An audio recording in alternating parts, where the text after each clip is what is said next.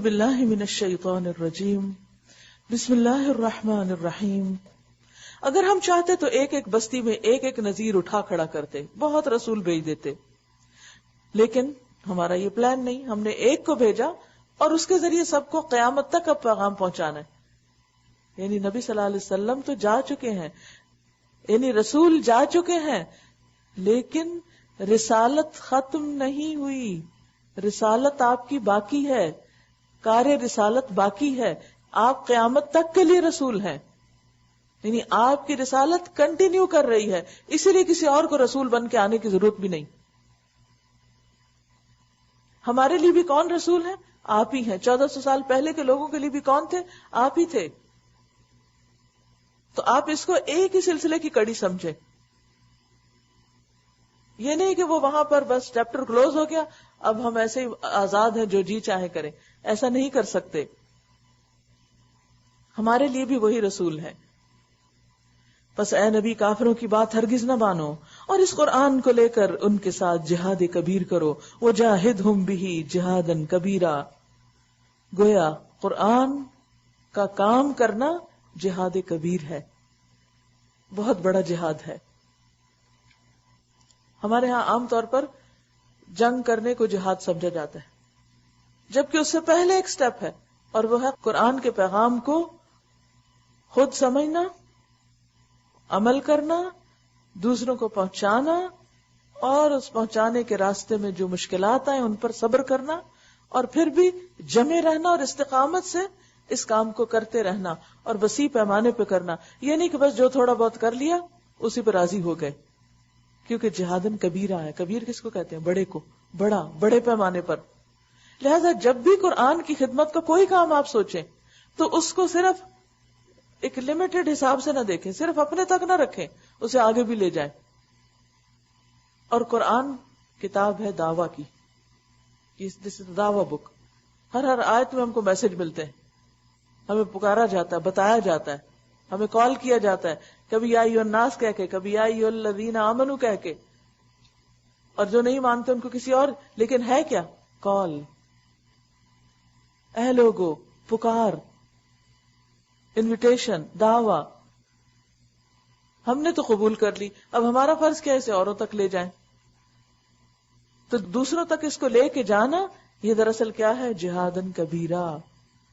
اس راہ میں اپنا وقت, مال, صلاحیتیں, طاقتیں, ذہانتیں, اپنی سکلز, ہنر, تجربے, ایکسپیرینس, ہر چیز کو لگانا, اور خوب خوب لگانا, اور پورے اخلاص کے ساتھ لگانا. اگر آپ اس پر عمل کریں گے تو آپ بہت بڑے مجاہد قرار پائیں گے, اور اللہ کے اس حکم کی پیروی کریں گے. سب سے پہلے تو نبی صلی اللہ علیہ وسلم پر یہ ذمہ داری ڈالی گئی, لیکن قرآن کو اللہ نے قیامت تک کے لیے کیوں محفوظ کیا؟ کہ پھر اس کے بعد آپ کی امت یہ پیغام سب تک لے کر جائے. تو آپ دیکھیے کہ پیچھے نفس کی بات ہوئی نا, تو نفس کی اصلاح کیسے ہو سکتی؟ اپنے نفس کی اور دوسروں کے نفس کی. دنیا کا کوئی قانون نفس کی اصلاح نہیں کر سکتا, یہ صرف قرآن کر سکتا ہے, جس میں تقویٰ کا بار بار حکم کہ اللہ سے ڈر کے کام کرو, اللہ کی خاطر کرو, اللہ سے جزا پانے کے لیے کرو. اور جب انسان کو یہ نقطہ سمجھ آ جاتا ہے, جب ہی جہاد کبیر ہو سکتا ہے, اس کے بغیر ہو ہی نہیں سکتا. ورنہ جب انسان صرف اپنی ذات کے لیے کرتا ہے, یا اپنے بچوں کے فائدے کے لیے, یا اپنے گھر کے لیے, تو اس کی سوچ, اس کا ویژن بہت محدود ہوتا ہے, بس اس سے باہر نہیں نکل پاتا. پھر اس کو توفیق نہیں ہوتی کہ وہ اس پر عمل کر سکے, کیونکہ اس کی خواہش نفس, وہ اپنی ذات کے خول سے باہر نہیں آیا. اس کو اپنی بڑائی کا شوق ابھی ختم نہیں ہوا, کیونکہ جب انسان اللہ کی بڑائی بیان کرنے لگتا ہے, جب انسان کے دل میں قرآن کی عظمت آ جاتی, جب وہ اس پیغام کے لیے سچا اور کھرا ہو جاتا ہے, پھر اپنی عظمتوں کا خیال نکل جاتا ہے. اور جب وہ نکلتا ہے تو آپ دوسروں کی باتیں سن کے, بے عزتیاں برداشت کر کے, لوگ آپ کو مذاق اڑائے ان پر آپ صبر کر کے, ہر چیز پر صبر کرتے ہوئے اپنے کام کے لیے دوڑتے ہی چلے جاتے ہیں. نہ کسی کی تعریف آپ کو پھسلاتی ہے کہ آپ رک کے وہ سننے بیٹھ جائیں, اچھا پھر اور کیا, نہیں. اور نہ کسی کی تنقید آپ کا راستہ روکتی ہے, کیونکہ آپ کے سامنے آپ کا مشن واضح ہے. کیونکہ یہی وہ کتاب ہے جس میں ساری انسانیت کے لیے ہدایت اور بھلائی اور شفا اور رحمت اور ذکر اور یاد دہانی ہے. یہی وہ فرقان ہے. وہی ہے جس نے دو سمندروں کو ملا رکھا ہے, ایک لذیذ اور شیریں, دوسرا تلخ و شور. دو طرح کے سمندر بھی ہیں, ہر چیز جوڑے جوڑے میں ہے, ہر چیز کے اندر کنٹراسٹ ہے, اور دونوں کے درمیان ایک پردہ حائل ہے. تو نیک اور بد, اچھے برے لوگوں کے بیچ میں بھی, مختلف مزاجوں میں بھی ایک رکاوٹ ہے جو انہیں گڑبڑ ہونے سے روکے ہوئے ہیں. ایسے لوگ پھر اکٹھے نہیں ہو پاتے. جیسے سمندر کے دو الگ رنگ کے پانی, ٹھنڈا اور گرم یا مختلف کلرز کے پانی. آپ نے دیکھا ہوگا کہ 1400 سال پہلے یہ بات کہی گئی, لیکن صرف 16ویں صدی میں لوگوں نے اس کو نوٹس کرنا شروع کیا. اور پھر اب تو اس پہ بہت سی ریسرچ بھی ہوئی ہے کہ کس طریقے سے ایک تہ ٹھنڈی اور ایک گرم, اوپر نیچے بھی, ایک میٹھا اور ایک کڑوا, ایک رنگ کا اور ایک رنگ کا ہے پانی, آپس میں نہیں ملتے.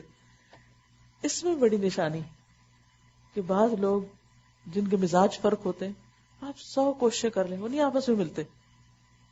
ان کے درمیان انٹیمیسی ہو ہی نہیں سکتی, کیونکہ وہ ایک تلخ ہے, شور ہے, اور ایک دوسرا سویٹ ہے, مکس نہیں ہو سکتے. اور مزاجوں کا یہ فرق باقی رہے گا. اتصبرون, حل یہی ہے. وجعلنا بعضکم لبعض فتنہ اتصبرون. اب کیوں؟ اس لیے کہ جب انسان, اب اوپر جہازن کبیرہ کی بات ہے, نیچے سمندروں کے مختلف ذائقوں اور رنگوں کی بات آ گئی. کیا سکھانا ہے اللہ تعالیٰ, یہ نشانی کیوں سامنے لا رہے ہیں کہ جب انسان یہ کام کرے گا تو اس کا واسطہ ان سب چیزوں سے پڑے گا. کبھی گھر میں ہوگا, کبھی باہر, کبھی کہیں کبھی کہیں. اس کو فیکٹ سمجھے, آپ اس کو چینج کر ہی نہیں سکتے. نو وے کہ آپ اسے چینج کریں. یہ اللہ نے بنایا ہی ایسے ہے کہ ایک جگہ پہ چل رہے ہوتے ہیں, آپس میں گڑبڑ نہیں ہوتے, مکس اپ نہیں ہوتے. تو اس کو ایز اٹ از لے لیں کہ اس نے ایسے رہنا ہے, اور مجھے اس کے ساتھ سر پھوڑنے کی بجائے اپنا کام کرنا ہے, وے آؤٹ نکالنا ہے. جیسے چٹان آ گئی سامنے, 2 راستے بن گئے. پہلے ایک تھا آپ کو نظر آ رہا, لیکن چٹان نے آپ کو 2 راستے دکھا دیے. دائیں بھی جانا ہے تو ادھر چلے جاؤ, ادھر سے بھی نکلنا ہے, ادھر سے بھی نکل جاؤ. اور جب تک انسان 2 راستے نہ دیکھ پائے, اس وقت تک انسان صحیح ڈیسیژن نہیں لے سکتا, صحیح کام کر نہیں سکتا. اور آپ نے دیکھا ہوگا اکثر اگر آپ کبھی کسی دریا پہ جائیں, کسی جھیل پہ جائیں, تو جہاں پانی بہ رہا ہوتا ہے نا, تیز پانی, تو جب تک اس کے آگے رکاوٹ نہیں ہوتی وہ آرام سے چل رہا ہوتا ہے. لیکن جب رکاوٹ آتی ہے تو اس کی رفتار اور تیز ہو جاتی, اور شور بھی مچاتا ہے, لیکن گزرتا ہے. وہ پتھر کے اوپر سے بھی گزرتا ہے, وہ اس کے ساتھ بھی ٹکرا کے مزید اس کے اندر ایک حسن پیدا کر دیتا ہے. وہ سائڈوں سے بھی گزر جاتا ہے, لیکن وہ گزرتا ہے, وہ رکتا بالکل نہیں ہے. تو اسی طرح جس شخص کی زندگی میں کوئی مقصد ہو, اس کو بھی رکنا نہیں ہوتا,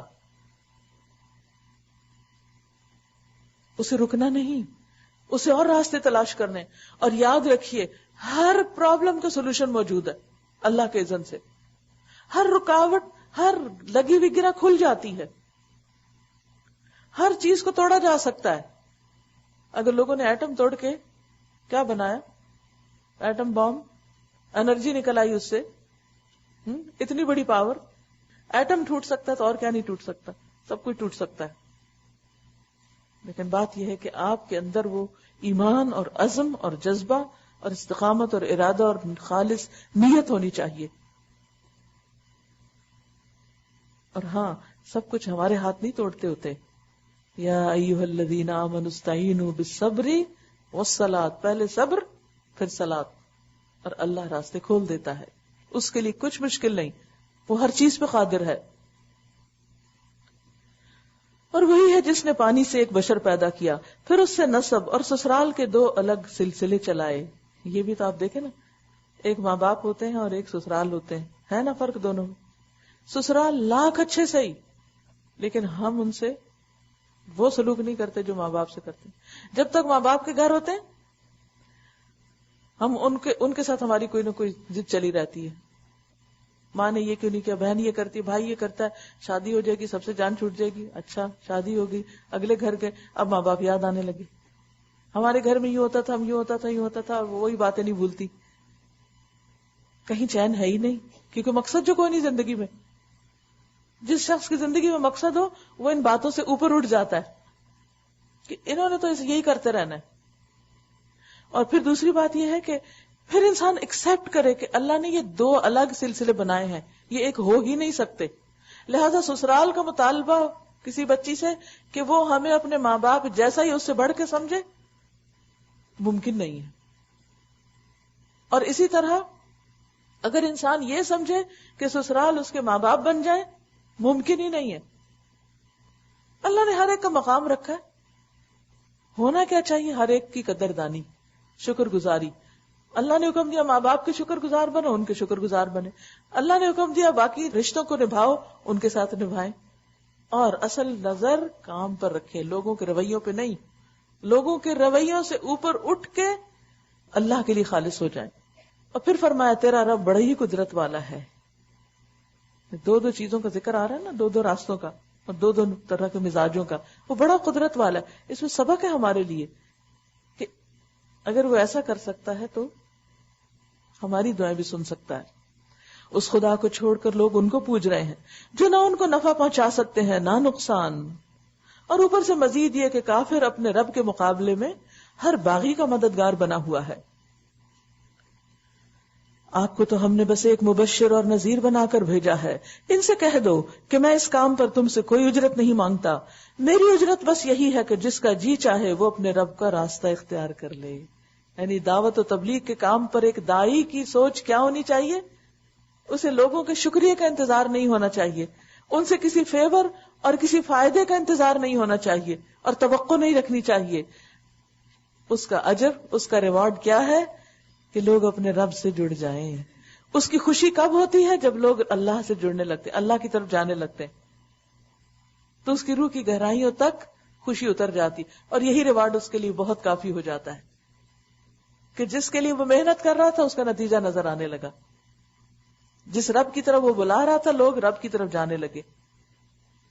اور یہی شخص پھر اپنی ذات سے بھی بے نیاز ہو جاتا ہے، لوگوں کے رویے سے ہوتا ہے، اپنی ذات کے تقاضوں اور نفس کے تقاضوں سے بھی جیت جاتا ہے. پھر وہ ان کو پورا کرنے کی اس کو ضرورت نہیں ہوتی، کیونکہ اس کو ایک بڑی خوشی مل گئی. نفس کی خواہشات عموماً سفلی ہوتی ہیں. سفلی مطلب گھٹیا چیزیں، اور انسان کا مقصد اعلیٰ چیز ہوتا ہے. جب اعلیٰ چیز میں انسان کو اچیومنٹ ہونے لگتی تو انسان سفلی چیزوں کی پرواہ نہیں کرتا. وَتَوَكَّلْ عَلَى الْحَيِّ الَّذِي لَا يَمُوتُ. اے محمد صلی اللہ علیہ وسلم اس خدا پر بھروسہ رکھو جو زندہ ہے اور کبھی مرنے والا نہیں. اس کی حمد کے ساتھ اس کی تسبیح کرو. اپنے بندوں کے گناہوں سے بس اسی کا باخبر ہونا کافی ہے. وہ جس نے 6 دنوں میں زمین اور آسمانوں کو اور ان ساری چیزوں کو بنا کر رکھ دیا جو آسمان و زمین کے درمیان ہے. پھر آپ ہی کائنات کے تخت سلطنت عرش پر جلوہ فرما ہوا.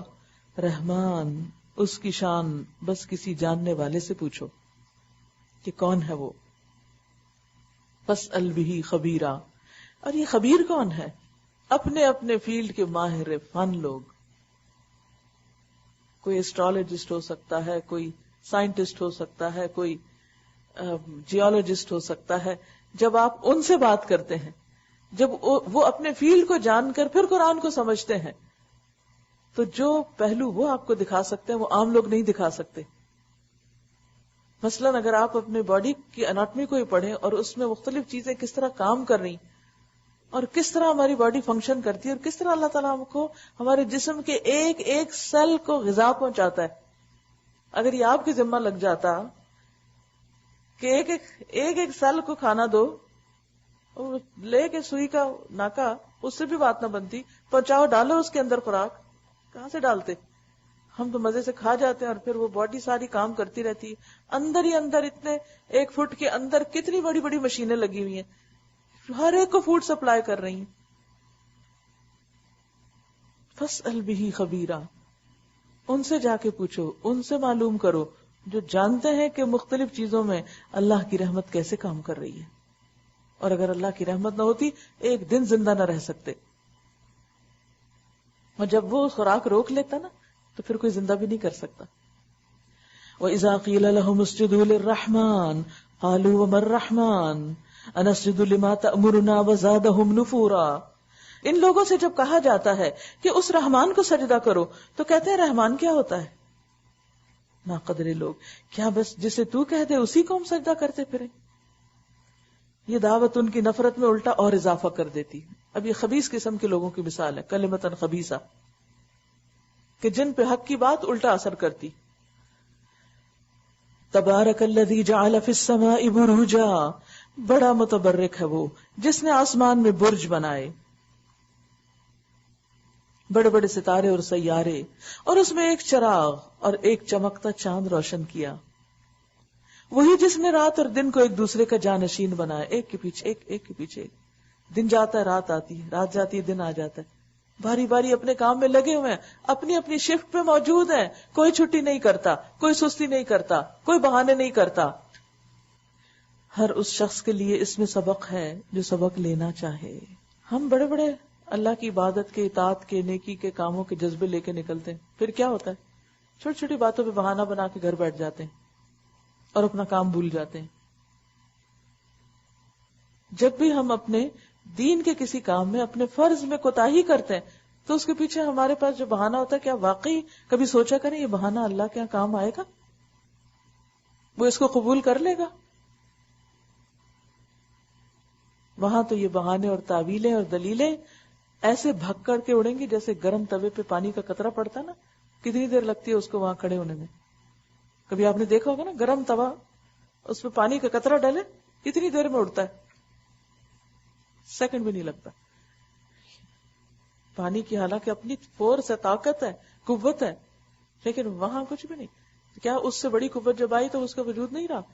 ہم یہاں اللہ نے ہم کو قوت گویائی دی ہے، بڑی بڑی باتیں کر کے لوگوں کو بھی جھوٹے بہانے کر کے مطمئن کرتے ہیں، اور اللہ کو بھی مطمئن کرنے کی جب قیامت آئے گی تو میں اللہ تعالیٰ کو یہ کہہ دوں گا، وہ کہہ دوں گا۔ لوگ بڑے مزے سے باتیں کر رہے ہوتے ہیں اور یہ پتہ نہیں کہ کس کو جا کے فیس کرنا ہے، اور وہاں حال وہی ہوگا جو توے پہ پانی کے قطرے کا ہوتا ہے۔ ساری دلیلیں ختم۔ وعباد الرحمن، رحمان کے بندے کون ہیں، اس کے پیارے کون ہیں؟ الذین یمشون علی الارض ہونا، جو زمین پر نرم چال چلتے ہیں، جن کی چال بڑی عمدہ ہوتی ہے، باوقار چال، عاجزی والی۔ اور جاہل ان کے منہ کو آئیں تو کہہ دیتے ہیں تم کو سلام۔ والذین هم عن اللغو معرضون، بےہودہ بیکار فضول بحثوں میں نہیں پڑتے کیونکہ انہیں اپنا وقت بچانا ہوتا ہے۔ والذین یبیتون لربہم سجدا وقیاما، جو اپنے رب کے حضور سجدے اور قیام میں راتیں گزارتے ہیں۔ یاد رکھیے اس امر میں کب کمی ہوتی ہے؟ جب ہم لغو میں مصروف ہوتے ہیں۔ اگر دن آپ کا لغو میں گزرے، راتیں آپ کی لہو میں گزریں، آپ کب اپنے رب کے حضور سجدے اور قیام کریں گے؟ ان کاموں کے لیے باقی چیزوں کو چھوڑنا پڑتا ہے، اور رات کے سجدے اور قیام جو ہے یہ انسان کے فوکسڈ ہونے کی دلیل ہے کہ اس نے اپنی زندگی کا مقصد پا لیا اور اس کو پتہ چل گیا کس چیز میں فائدہ اور کس میں نہیں ہے۔ جو دعائیں کرتے ہیں اے ہمارے رب جہنم کے عذاب سے ہم کو بچا لے، اس کا عذاب تو جان کا لاگو ہے، وہ تو بڑا ہی برا مستقر اور مقام ہے۔ یعنی راتوں کو جاگ کر سجدے قیام کر کے آگے طاق راتیں آ رہی ہیں، ابھی سے تیاری شروع کر دیجئے۔ ان دنوں میں زیادہ ایسے کام نہ کیجئے کہ جن کی وجہ سے رات کی عبادت متاثر ہو۔ یہ سب کچھ کر کے بھی، کیونکہ جب ہم وہ کر لیتے ہم کہتے ہیں اب تو ہم کو تو پاس ہونے کا سرٹیفکیٹ مل گیا، اب تو ہم جنت میں گئے کہ گئے، کیونکہ ہم نے طاق راتیں جاگ لی سال میں۔ لیکن یہاں کیا حال ہے؟ یبیتون لربہم سجدا وقیاما، اور دعائیں کیا ہیں؟ ہمارے رب ہمیں جہنم کے عذاب سے بچا لے، آگ سے بچا لے۔ ان کو کوئی مان ہے ہی نہیں کسی نیکی کا کہ ہم بڑے تہجد گزار ہیں تو اب ذرا اکڑ کے بیٹھ جائیں کہ ہم تہجد گزار ہیں، اب ہمیں کیا چیز نقصان دے گی؟ نہیں، پھر بھی ان کے اندر عاجزی ہے۔ والذین اذا انفقوا لم یسرفوا ولم یقتروا وکان بین ذلک قواما، جو خرچ کرتے ہیں تو نہ فضول خرچی کرتے ہیں نہ بخل کرتے ہیں، بلکہ ان کا خرچ دونوں انتہاؤں کے درمیان اعتدال پر قائم رہتا ہے۔ جہاں ضرورت ہوتی ہے خرچ بھی کرتے ہیں، اور جہاں فضول معلوم ہوتا ہے روک بھی لیتے ہیں، ضائع نہیں کرتے۔ یعنی منی میٹرز میں بھی بہت سمجھدار، بہت کیئرفل، محتاط، متقی۔ والذین لا يدعون مع اللہ الہا آخر، اللہ کے سوا کسی کو معبود نہیں پکارتے، یعنی شرک سے ان کا کوئی واسطہ نہیں. اللہ کی حرام کی ہوئی کسی جان کو ناحق ہلاک نہیں کرتے، قتل سے تو دور سے ڈرتے ہیں، اور نہ زنا کے مرتکب ہوتے ہیں، اس رستے پہ بھی نہیں جاتے. یہ کام جو کوئی کرے وہ اپنے گناہ کا بدلہ پائے گا. یہ کام جو کوئی کرے، کیا؟ شرک، قتل، زنا، وہ اپنے گناہ کا بدلہ پائے گا. قیامت کے روز اس کو مکرر عذاب دیا جائے گا، بار بار عذاب دیا جائے گا، اور اسی میں وہ ہمیشہ ذلت کے ساتھ پڑا رہے گا. الا یہ، ہاں شرط یہ ہے کہ کوئی جو توبہ کر چکا ہو، اور توبہ کا مطلب کیا؟ باز آ جائے اور پھر کبھی اس رستے پہ پلٹ کے نہ جائے. جو توبہ کرتا ہو اور ایمان لے آئے، کیونکہ یہ عمل انسان کے ایمان کے بھی دشمن ہے. شرک، قتل، زنا، کبیرہ گناہ. اور ایمان لا کر صالح عمل کرنے لگا ہو تو اس کی زندگی میں جو برائیاں ہوئی ان کا کفارہ ہو جائے گا، نیکیاں بدیوں کو مٹا دیں گی. فَأُولَئِكَ يُبَدِّلُ اللَّهُ سَيِّئَاتِهِمْ حَسَنَاتٍ، ایسے لوگوں کی برائیوں کو اللہ بھلائیوں سے بدل دے گا. یعنی یہ گناہ بھی ان کے حق میں نیکیوں میں بدل جائیں گے، یہ پتھر ہیرے بن جائیں گے، کیونکہ انہوں نے کیا کیا؟ بالکل اصلاح کر لی، اپنے ماضی سے ٹوٹلی رشتہ کاٹ لیا، بالکل ایک نیو بورن کی طرح نئی زندگی بسر کرنے لگے. لیکن اگر پھر پیچھے پلٹے تو اگلے اور پچھلے سارے گناہ اکٹھے کر لیے جائیں گے. وَكَانَ اللَّهُ غَفُورًا رَحِيمًا، اور اللہ بڑا غفور الرحیم ہے. وَمَن تَابَ وَعَمِلَ صَالِحًا، اور جو توبہ کر لے، پلٹ آئے اور نیک عمل کرے، فَإِنَّهُ يَتُوبُ إِلَى اللَّهِ مَتَابًا، تو وہ اللہ کی طرف پلٹ آتا ہے جیسا کہ پلٹنے کا حق ہے، پوری طرح پلٹنا. جب آپ کسی چیز کی طرف پلٹ جاتے ہیں تو پہلے جدھر جا رہے تھے ادھر آپ کی کیا ہو جاتی ہے؟ پیٹ بیک ہو جاتی. تو جب بیک ہوتی ہے تو آپ کچھ دیکھ سکتے ہیں؟ نہیں، پھر دیکھتے بھی نہیں. کچھ سوچتے ہیں اس کے بعد؟ سوچتے بھی نہیں. جس چیز سے انٹرسٹ ہوتا ہے انسان کی توجہ اس طرف ہوتی ہے، دوسری طرف خود بخود پیٹ ہو جاتی. ایک تو یہ رویہ ہوتا ہے کہ انسان گناہ کرے، جب گناہ کی طرف جاتا ہے تو اللہ کی طرف پشت ہوتی، اس کی نافرمانی ہوتی، اور جب اللہ کی طرف پلٹ کے توبہ کرنے جاتا ہے تو گناہوں سے پشت ہو جاتی. اب اگر کوئی شخص اللہ کی طرف سچے دل سے چلا جاتا ہے اور گناہوں کو 100% چھوڑ دیتا ہے، یعنی خاص طور پر ان گناہوں کو جن کا ذکر کیا گیا، تو ان کے اوپر اللہ بہت مہربان ہے.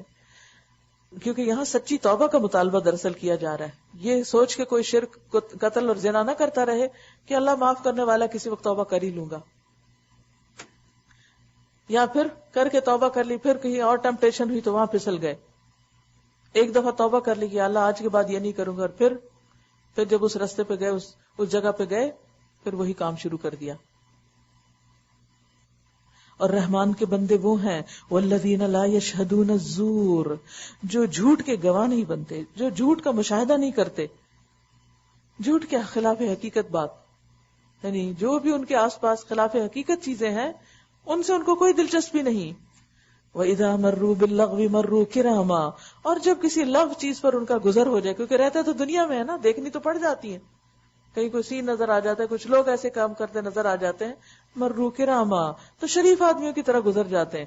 ان کو ان چیزوں سے انٹرسٹ نہیں ہوتا، یہ نہیں کہ سب کچھ چھوڑ چھاڑ کے وہاں بیٹھ جاتے ہیں، اچھا چونکہ اب یہ رستے میں آئی گئے تو اس لیے انجوائے کر لیں. والذین اذا ذکروا بآیات ربہم لم یخروا علیہا صما وعمیانا، جنہیں اگر ان کے رب کی آیات سنا کر نصیحت کی جاتی ہے تو وہ اس پر اندھے اور بہرے بن کر نہیں رہ جاتے. یعنی اللہ کی بتائی ہوئی باتوں پر غور و فکر کرتے ہیں، اچھی طرح سنتے ہیں، اچھی طرح سمجھتے ہیں اور ان کو اپنے لیے رہنما بناتے ہیں.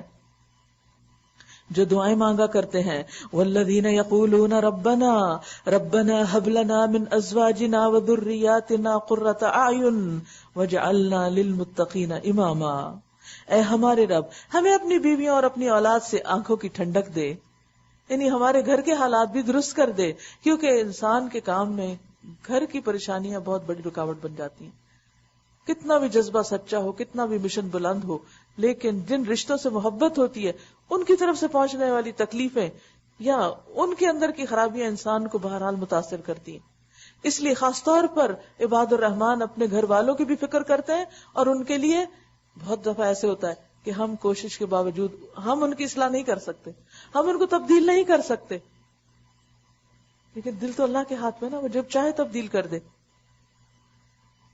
تو وہ دعائیں کرتے ہیں، خوب خوب یہ دعا مانگتے ہیں کہ یا اللہ ہمیں اپنی بیویوں، اور بیویاں اگر مانگے تو شوہروں، اور اپنی اولاد سے آنکھوں کی ٹھنڈک دے، اور ہم کو پرہیزگاروں کا امام بنا. پرہیزگاروں کا امام وہ کیسے؟ ہر شخص اپنے گھر میں امام ہے، لیڈر ہے. کلکم راع وکلکم مسئول عن رعیتہ والمرأة راعیۃ فی بیت زوجہا. عورت بھی شوہر کے گھر میں نگران ہے. جب میاں چلا جاتا نا باہر، تب حکومت کس کی ہوتی؟ اب نائب کی ہو جاتی. اب آپ دیکھیں کہ اگر آپ کی رعایا نیک ہے، متقی ہے، تو آپ کس کے امام ہیں؟ متقیوں. اور اگر وہ بگڑی ہوئی ہے تو آپ کس کے امام ہیں؟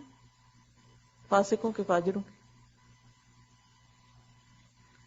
یہ دعا بہت معنی خیز ہے کہ یا اللہ جو لوگ ہمارے ماتحت ہیں، چاہے وہ گھر میں ہیں چاہے کہیں اور ہیں، وہ صالحین ہو، متقین ہو. کیونکہ اگر کوئی شخص خود تو نیک ہے لیکن فالوور اس کے بگڑے ہوئے ہیں تو اس نے کیا کمایا؟ آپ خود تو اچھے ہیں مگر بچے آپ کے نیک نہیں، ان کے اندر دین نہیں، اخلاق نہیں، تو آپ نے کیا کمایا؟ تو یہ بھی انڈائریکٹلی پھر دعا کے پہلے حصے کا ہی تتمہ ہے یا اسی کی ایکسپلینیشن ہے کہ اولاد اور شوہر آنکھوں کی ٹھنڈک کب ہو سکتے ہیں؟ جب ان کے اندر کیا ہوگا؟ تقویٰ. تو یہ تقویٰ صرف خود نہیں سمیٹنا، ان کے لیے بھی اس کی دعا کرنا ہے. تو خوش قسمت ہے وہ کہ جس کے فالوورز، جس کے گھرانے والے، جس کے بچے، جس کے ساتھ کام کرنے والے، اس کی نگرانی میں کام کرنے والے اللہ سے ڈرتے ہوں. لہذا اگر آپ سکسیسفل ٹیم ورک چاہتے ہیں تو اس کی بھی تقویٰ ہے.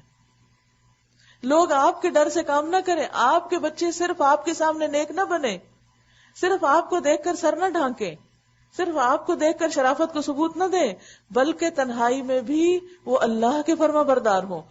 اور یہ کب ہو سکتا ہے؟ جب اللہ کا تقویٰ ہوگا. اور آپ کو اسی کے لیے کوشش کرنی ہے. بچوں کی جو بچپن سے تربیت کریں، اپنے سے نہ ڈرائیں، اللہ کی فکر ڈالیں ان کے دل میں کہ بیٹا میں تو سب جگہ ساتھ نہیں ہو سکتی تمہارے، مگر اللہ تم کو دیکھ رہا ہے. وہ تمہیں لائبریری میں بھی دیکھے گا کہ تم وہاں کیا کر رہے ہو بیٹھ کے، وہ کمپیوٹر پہ بھی تم کو دیکھتا ہے کہ کہاں چیٹنگ ہو رہی ہے، وہ بازار میں بھی دیکھتا ہے کہ کس کس کو دیکھ رہے ہو. ہر جگہ وہ دیکھ رہا ہے تم کو. میں نہیں دیکھ سکتی، نہ دیکھنا چاہتی ہوں، اور نہ میرے ڈر سے کوئی کام کرو، کیونکہ میرے ڈر سے کچھ کیا تو اس کا اجر کچھ نہیں. تو بچپن سے یہ تربیت دیں ان کو کہ وہ خدا سے ڈرنے والے بنے. تو انشاءاللہ جب ان کے اندر خدا کا ڈر آئے گا تو آپ کی زندگی آسان ہو جائے گی. حقیقی معنوں میں جب آپ کو آنکھوں کی ٹھنڈک حاصل ہوگی، جب آپ کے بچے اللہ سے ڈر کر اللہ کی اطاعت کر رہے ہوں گے، نہ کہ آپ کی خاطر، آپ کی وجہ سے،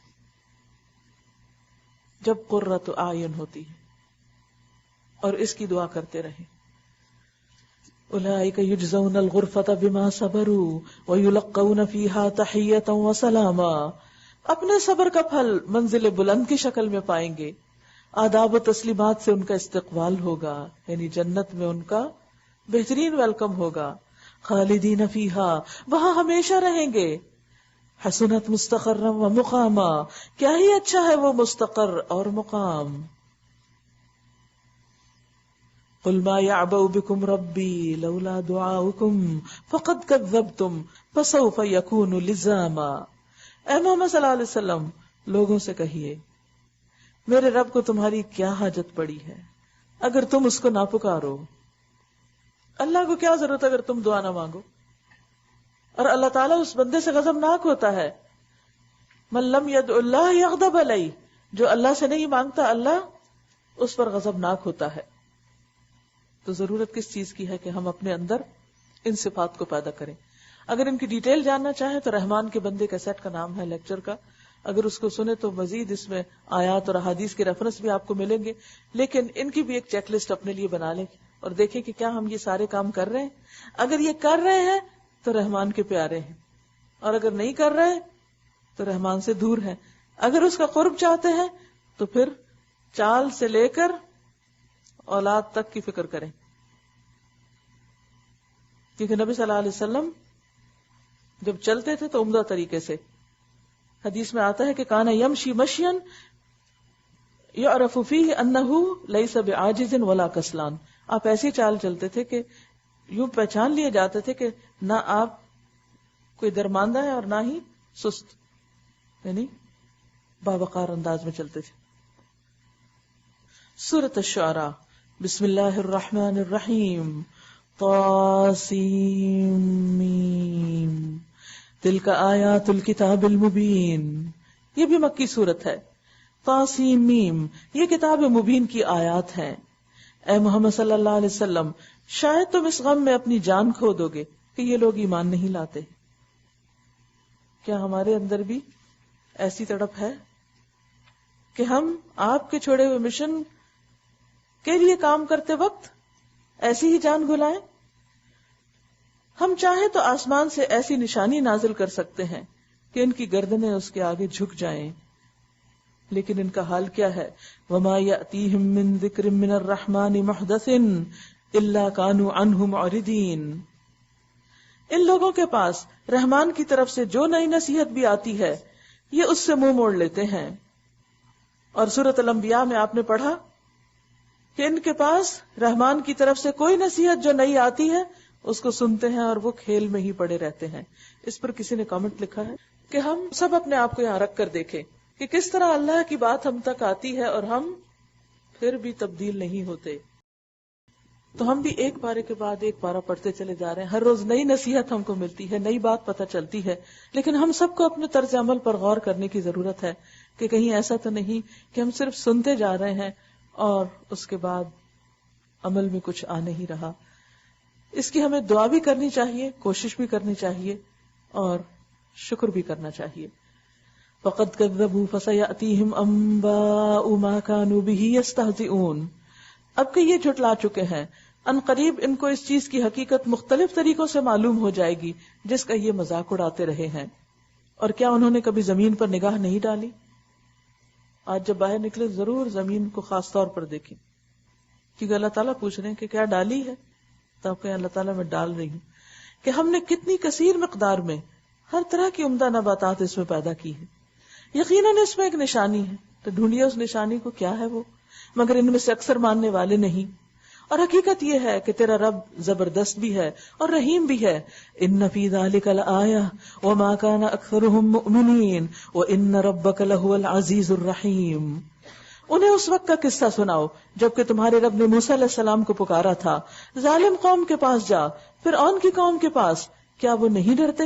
اس نے عرض کیا، اے میرے رب، مجھے خوف ہے کہ وہ مجھ کو جھٹلا دیں گے، میرا سینہ گھٹتا ہے اور میری زبان نہیں چلتی. آپ ہارون کی طرف رسالت بھیجیں، اور مجھ پر ان کے ہاں ایک جرم کا الزام بھی ہے، اس لیے میں ڈرتا ہوں کہ وہ مجھے قتل کر دیں گے. فرمایا، ہرگز نہیں، تم دونوں جاؤ ہماری نشانیاں لے کر، ہم تمہارے ساتھ سب کچھ سنتے رہیں گے. کتنی زبردست تسلی ہے.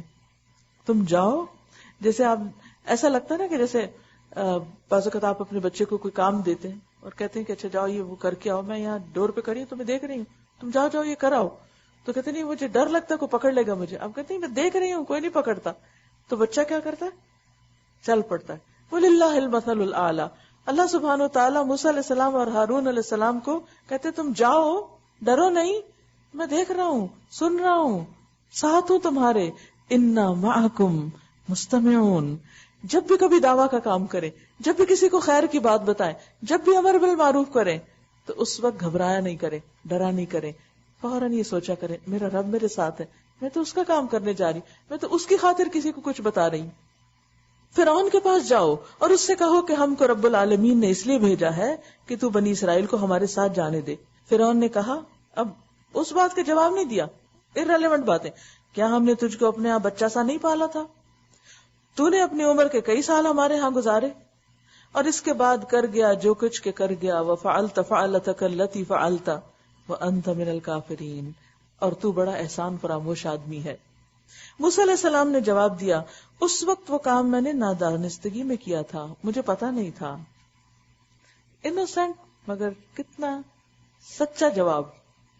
یہ نہیں کہا نہیں میں نے تو نہیں کیا، وہ پتہ نہیں کس نے کیا، نہیں میں نے کیا تھا لیکن مجھے اس وقت علم نہیں تھا۔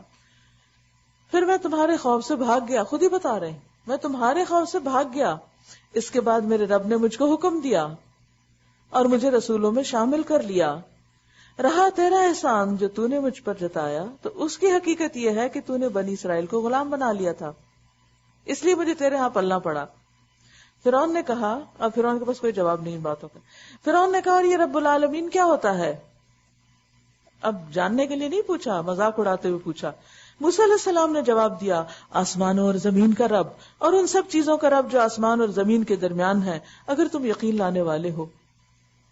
موسیٰ علیہ السلام نے یہ اتنا زبردست دعویٰ کی ٹیکنیکس ہیں ان ساری آیات میں، وقت نہیں ہے کہ بیان کیا جائے، خود بھی آپ غور کیجئے کہ وہ مذاق اڑاتا، اچھا یہ رب العالمین کیا؟ تو موسیٰ علیہ السلام بہت شرافت سے جواب دیتے ہیں اور اس کے اس بات کو اگنور کر دیتے ہیں کہ اس نے کس نیت سے سوال کیا ہے، یہ کیوں ایسے کہہ رہا ہے۔ یہ بہت بڑی حکمت کی بات ہے کہ بعض اوقات کہنے والا انتہائی بدنیتی سے کوئی سوال کرتا ہے، کہنے والا انتہائی بے تکی بات کرتا ہے، لیکن آپ اپنا ٹیمپر لوز نہیں کریں، کنٹرول رہیں اور اسی کی بات کا اتنا بس جواب دے دیں جتنی اس نے بات کی ہے، اور یہ ظاہر نہ کریں کہ مجھے پتا چل رہا ہے جو تم کر رہے ہو، کیونکہ بعض اوقات ہم یہ بتانے میں بڑی جلدی کرتے ہیں، مجھے پتا تمہاری انٹینشن، اور ہم غیر متعلقہ باتیں کرنے لگتے ہیں، اصل مقصد پیچھے رہ جاتا ہے۔ تو موسیٰ علیہ السلام کو یہ سارا انداز اتنا زبردست ہے کہ یوں محسوس ہوتا ہے کہ پورا فوکس اپنے کام پہ ہے اور ادھر ادھر کی لا یعنی غیر متعلق باتوں سے بالکل ایک طرف ہے۔ یہ بہترین مثال ہے کہ جس بندے کی زندگی میں مقصد ہوتا ہے وہ لوگوں کی فضول باتوں سے برہم نہیں ہوتا، ان کی پرواہ نہیں کرتا وہ کیا کہہ رہے ہیں کیا کر رہے ہیں، ان کو خاطر بھی نہیں لاتا، وہ اپنے کام پر نظر رکھتا ہے۔ یہاں بھی وہ کیا کہہ رہے ہیں تو آپ اس کا جواب دیے چلے جا رہے ہیں اور بہترین دلیل کے ساتھ دیتے ہیں۔ اب فرعون کے پاس پھر جواب نہیں۔ فرعون نے اپنے گرد و پیش کے لوگوں سے کہا، بکھلایا ہوا لگتا ہے، سنتے ہو یہ کیا کہہ رہے؟ موسیٰ علیہ السلام نے کہا، تمہارا رب بھی اور تمہارے ان آباء و اجداد کا رب بھی جو گزر چکے۔ موسیٰ علیہ السلام نے اس کی پرواہ نہیں کی کہ فرعون کا ری ایکشن کیا ہے۔ اچھا ہم دیکھتے رہتے ہیں لوگوں کو، اگر لوگ ریسیپٹیو ہو تو ہم بات کرتے ہیں اور اگر وہ نہ ہو تو ہم کہتے ہیں کوئی بات نہیں، کوئی فائدہ نہیں سنانے کا۔ یہ کتنی دفعہ ہم کہتے ہیں اس کو بتانے کا کوئی فائدہ نہیں۔ موسیٰ علیہ السلام نے یہ نہیں کیا، موسیٰ علیہ السلام اپنی بات کو مکمل کرتے ہیں کیونکہ اس نے بیچ میں بات کاٹ دی تھی۔ یعنی جب موسیٰ علیہ السلام دعوت پیش کر رہے ہیں، حق پیش کر رہے ہیں، دلیل دے رہے ہیں، فرعون بے نیازی سے سن رہا ہے اور پھر اوروں کے ساتھ آپ سے نہیں بات کرتا، اوروں سے بات کرنے لگتا ہے۔ موسیٰ علیہ السلام فکر نہیں کرتے، کوئی پرواہ نہیں کرتے، اپنی بات مکمل کرتے ہیں۔ تمہارا رب بھی، تمہارے ان آباء و اجداد کا رب بھی جو گزر چکے۔ فرعون نے حاضرین سے کہا، پھر موسیٰ علیہ السلام کو نہیں جواب دے رہا تو حاضرین سے باتیں کر رہا ہے۔ ذرا انداز دیکھیے، تمہارے یہ رسول صاحب جو تمہاری طرف بھیجے گئے بالکل ہی پاگل معلوم ہوتے ہیں۔ موسیٰ علیہ السلام سن رہے ہیں، کوئی آؤٹ برسٹ نہیں، کوئی غصے میں نہیں آتے، اچھا تم مجھے پاگل کہہ رہے ہو۔ اب اگر موسیٰ علیہ السلام یہ کرتے تو اصل کام تو بیچ میں رہ جاتا اور لڑائی کسی اور بات پہ شروع ہو جاتی۔ جو بامقصد انسان ہوتا ہے وہ محتاط رہتا ہے، والذین هم عن اللغو معرضون اذا مروا باللغو مروا کراما۔ irrelevant باتوں میں نہیں پڑنا، مقصد نہیں بھولنا، یہ بہت بڑا سبق ہے جو یہاں سے مل رہا ہے۔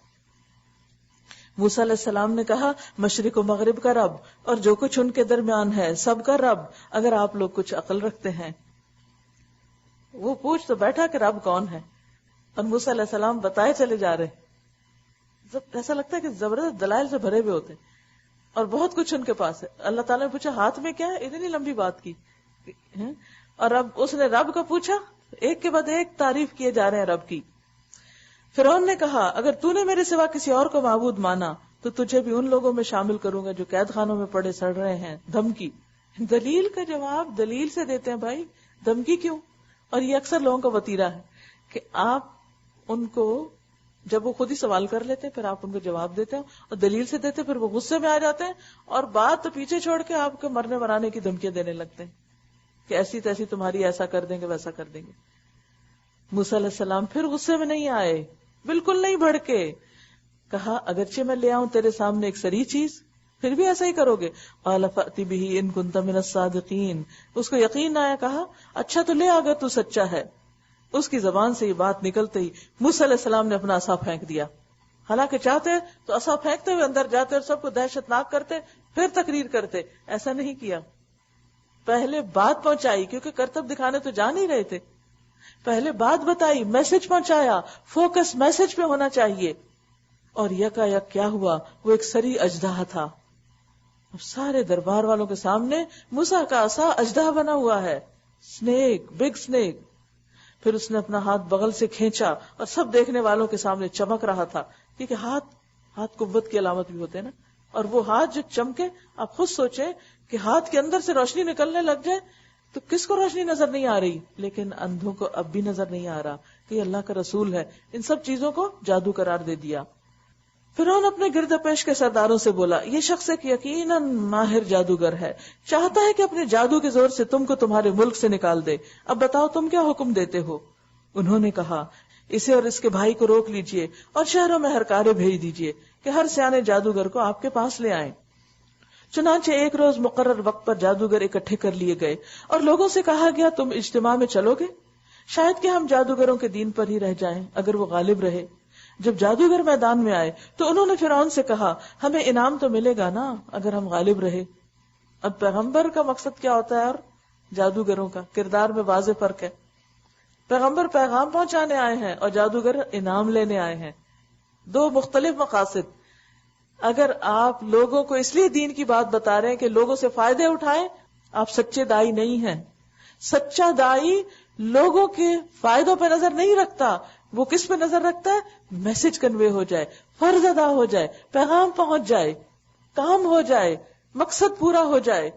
اور جس کے دل میں کھوٹ ہوتا ہے، جس کی نظر فائدوں پہ ہوتی ہے، جب اس کے فائدے کو ذرا بھی کوئی نقصان پہنچنے لگتا ہے تو وہ دین کیا، اللہ کیا، رحمان کیا، ہر چیز سے ہاتھ اٹھا کے پیچھے پلٹ جاتا ہے اور سب کام چھوڑ کے بیٹھ جاتا ہے۔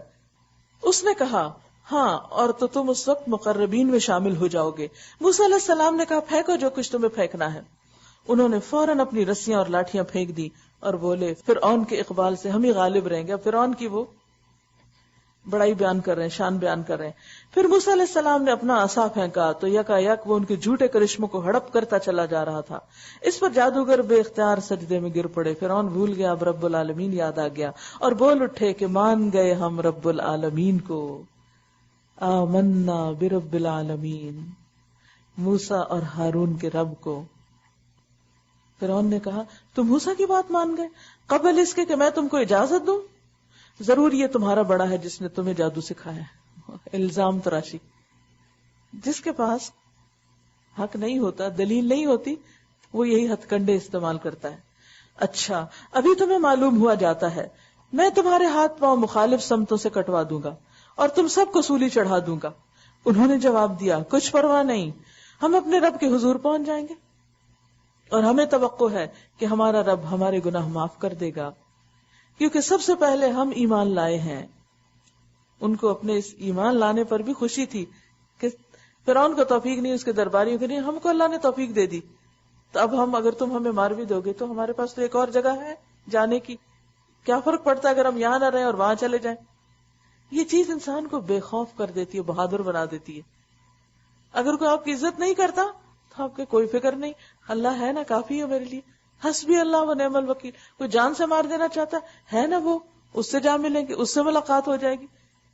اب یہ ایک ایسا ایمان ہے، ایسا جذبہ ہے، ایسی سوچ ہے کہ جس کو کانکر نہیں کیا جا سکتا، نہ کسی لالچ سے، نہ کسی دھمکی سے۔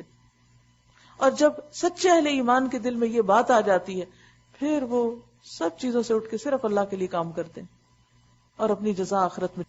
اور ہمیں توقع ہے، انا نطمع ان یغفر لنا ربنا خطایانا ان کننا اول المؤمنین، کہ ہمارا رب ہمارے گناہ معاف کر دے گا کیونکہ ہم سب سے پہلے ایمان